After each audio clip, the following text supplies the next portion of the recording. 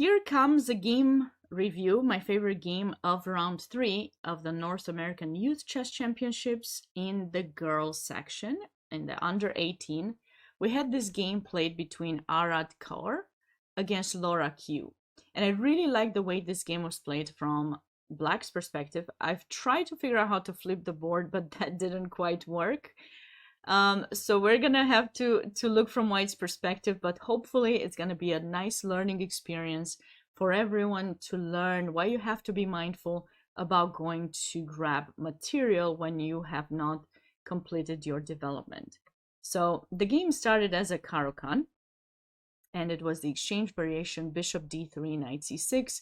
Both players have done pretty well with their development. h3 is a typical move that avoids allowing Black to go after knight f3, bishop to g4, and it kind of makes Black's life easier, of course. In the Caro-Kann, Black tries to get the bishop out, and then after that, e6, developing the bishop, and things would go well for them. But in this situation, if you play h3, that's not possible. With the bishop in d3, bishop f5 is not possible, and that's why White sometimes chooses these approaches. This is a typical response, e5. I think it was actually described in one of those Chessable courses, e5, to try to get some activity for Black, but this allows, of course, the trading, and Black will remain with an isolated pawn. Now, when you're playing with an isolated pawn, you try to avoid trading of pieces, but you also have technically more control in the center. You have a nice outpost. You have, technically two. You have, pressure. You can develop faster. All your pieces are opened up, and it gives you a bit more space. So a downside and an upside. Knight f3, knight takes d3, queen takes, bishop d6, castle, castle are very natural moves for both sides in order to proceed with, continue their development. And here, White needs to find a way to put pressure on the isolated pawn. So the way we usually do things when we're dealing with an isolated pawn is try to eliminate the protectors of that pawn. And we're starting with minor pieces. White would love to find a way to trade all of their minor pieces for Black's minor pieces so that they can triple on the d file. And then after that, just go c4 when Black is also tripled or doubled, but there would be a pin, so it wouldn't be allowed for Black to recapture. So when you go c4, you would usually be able to win the pawn. But in theory is always much easier than in practice. So after bishop g5, h6, bishop takes f6, queen takes f6, queen takes d5, White felt that they can just capture the extra pawn and have a slightly better position. There's a small issue, however. These two pieces have not been developed. Now, obviously when you go bishop g5, you're thinking that you'll take the pawn, or else maybe you can consider going knight d2 and knight b3, and then bishop g5 if you can, or just simply bishop e3, hold on to the minor pieces for a while longer. Just make sure that you maintain the pressure and don't allow Black to push this pawn to d4. But since h6 was played, and now you're kind of put in the situation, well, if I don't take, what do I do? Do I want to go back here? This could have been an option. Personally, I would consider that and then develop. But White felt that, okay, this is fine. There can't be anything wrong with capturing the pawn. And it wasn't. It wouldn't have been. Just White has to be a bit mindful about the placement of the queen right now because you went for a pawn, but the queen is somewhat exposed, so Black will try to get the initiative by developing the pieces with tempo. Queen e4 was quite natural, but maybe there were some other placements of the queen that could have given White some better option. I don't remember what I had decided upon. Probably not here, but maybe queen b3? No, that would allow bishop e6. Actually, I'm not sure what's the best square necessarily. Originally, I was thinking b5. Maybe b5 could have been fine. a5, though might allow b6. Okay, the move in the game, it's also not too bad. What White chose, queen e4, But it is after Black's move bishop f5, which Laura spent a bit of time. I remember watching the game. She spent a bit of time to come up with the best way to continue development. And she did go for bishop f5, developing another piece with tempo and kind of setting up this trap of queen takes b7. If you take the pawn in b7, that is exactly what black wants in order to gain even more initiative.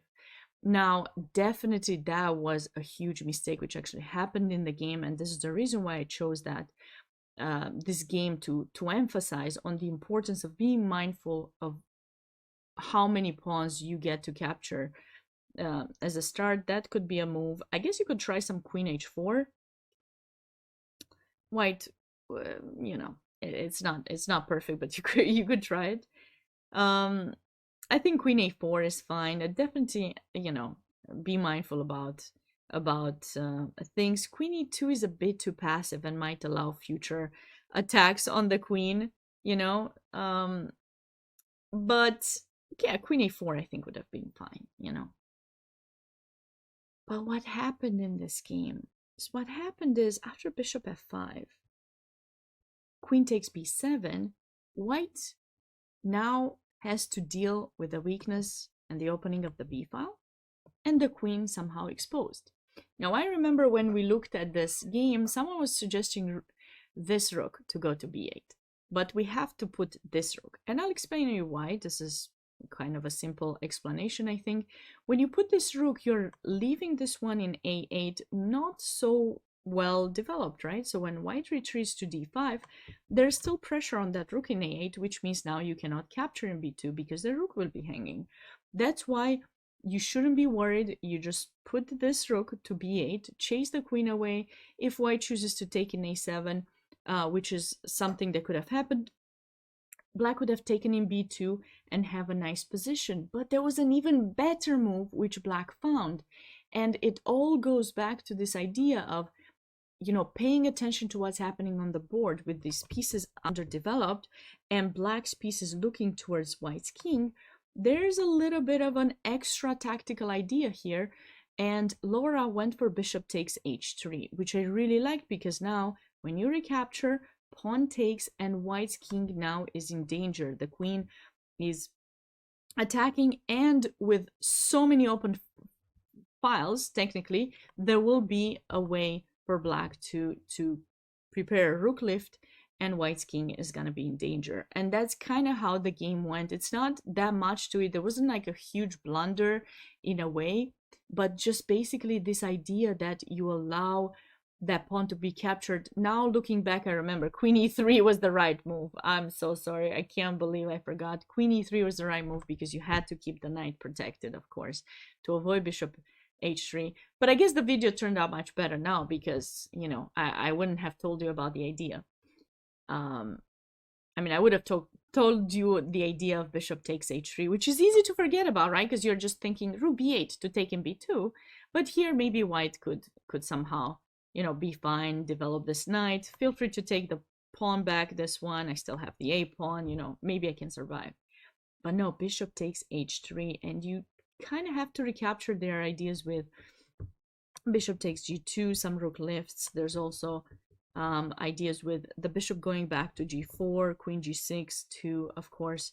So after the recapture, the game did not last much longer. Obviously, black doesn't want to trade queens, so queen f5. And when white tried to hold on to the extra material, blacks continued bringing new pieces into the game. Look at that, rook b6 coming towards g6, king h1, and now the final move of the game, bringing the last piece into the game with tempo, rook to d3, and now white resigned because there's no simple way or any way to keep the king safe. So I hope you enjoyed this game and you're going to be mindful in the future. If you feel that you have some way to win material, just make sure that you're not giving the opponent too much initiative. There will later be something that would kind of show difficulty for you to defend.